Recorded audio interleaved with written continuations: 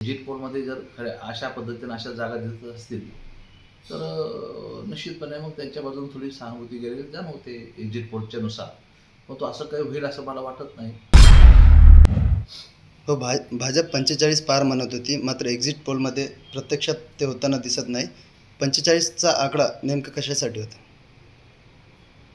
मुळामध्ये निवडणुकीच्या काळामध्ये अशा गोष्टी निश्चितपणे कार्यकर्त्याला मोटिवेशन करण्यासाठी किंवा नेत्यांनी ठरवलेलं आहे. त्यांना अंदाज असेल की 45 पार करू शकतो. पण तरीही कार्यकर्त्यामध्ये उत्साह भरला पाहिजे, कार्यकर्त्यामध्ये ताकद आली पाहिजे, नेत्यामध्ये ताकद आली पाहिजे, लोकांमध्ये कॉन्फिडन्स वाढला पाहिजे. निश्चित या उद्देशाने हे सर्व सांगितलं जातं आणि मला असं वाटतं की निश्चितपणे भारतीय जनता पक्ष आणि शिवसेनेच्या नेत्याला पूर्णपणे विश्वास असेल.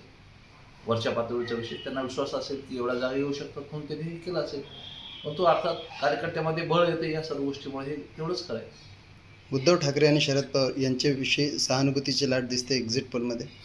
नाही, एक्झिट पोलचा आम्ही आदर करतो.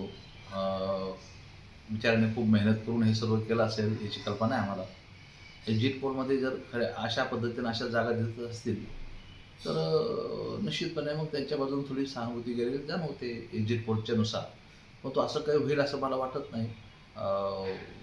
माननीय शिंदे साहेबांच्या नेतृत्वामध्ये अत्यंत मजबूतीनं हे शासन काम करतं आणि चांगलं काम करतं. त्यामुळं जेवढ्या जागा आम्ही सांगतोय तेवढ्या जागा निश्चितपणे 35 ते 40 जागा आमच्या येऊ शकतील.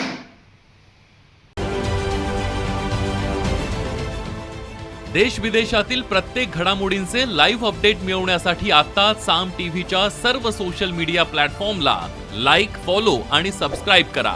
तसंच सर्व नोटिफिकेशनसाठी बेल आयकॉन प्रेस करायला विसरू नका.